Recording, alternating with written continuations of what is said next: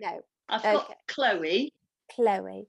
and she's just making a beeline for the exit. Yeah. Okay. It took her quite a long time when she moved in for you to gain her respect.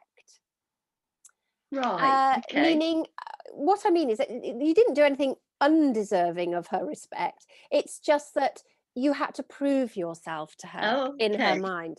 She didn't know whether she was allowed to sleep on the bed, and it was like she was kind of having like, is she going to move me off the bed, or am I going to hiss at her so I can stay on the bed?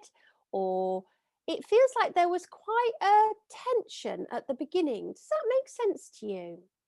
It does, actually. I've not thought about it for a long time, but I Right. seem to remember that she kind of, her territory enlarged from the living room, to my bedroom and the bed.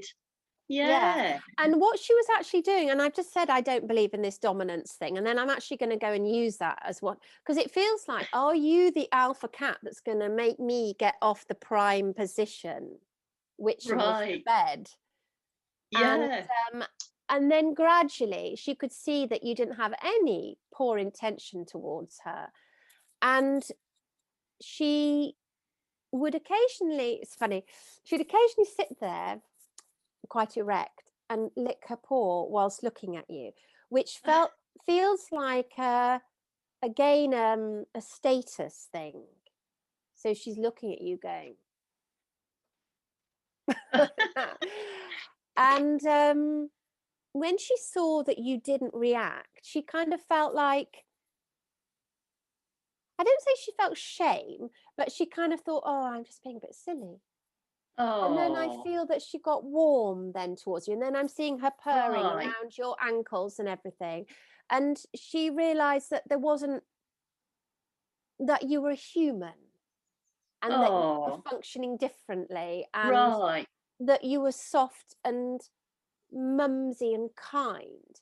And that it's not a game. It's not, but this status, none of that mattered, she was saying.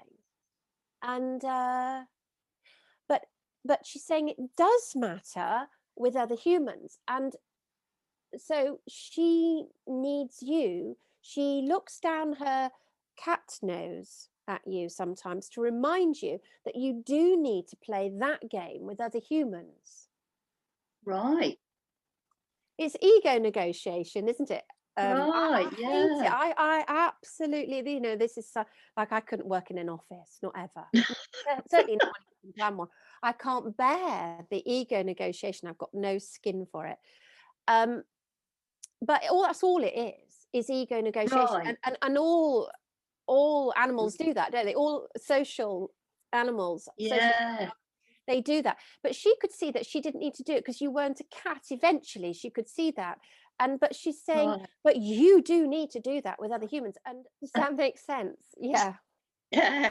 And she is a very dignified cat. Now, lots of female cats are quite something, but they're all sort of different somethings. And for her, I would say that actually, she's telling me something else. She is quite conscious of this statusy thing because she has been pushed off on more than one occasion before she came to you, I believe, pushed out of that position. And I think she feels like if it happened again, when she arrived at yours, if it had happened again, she actually couldn't cope with it. She would have not been able to cope with it anymore. So it's like she's gone somewhere and then it's not been safe for her, kind of, amongst other cats or what have you. And I presume it's cats. I don't know. It might have been dogs. I don't know. Two dogs. Oh, was it? And did they might have pushed her off certain? Yeah, the people who owned her before me got two new lurcher dogs, and she was so stressed she overgroomed, and all her tummy was bald when I got her. From the stress. Right. And it feels like I had nowhere to go. Like, if, say, the bed was the ultimate place, then they were like, push her off the bed. But to a cat, that counts. I now understand, you know, where they position themselves. That's like, thanks, that's my space, and other cats wouldn't really, you know, there's a thing Yeah. about that.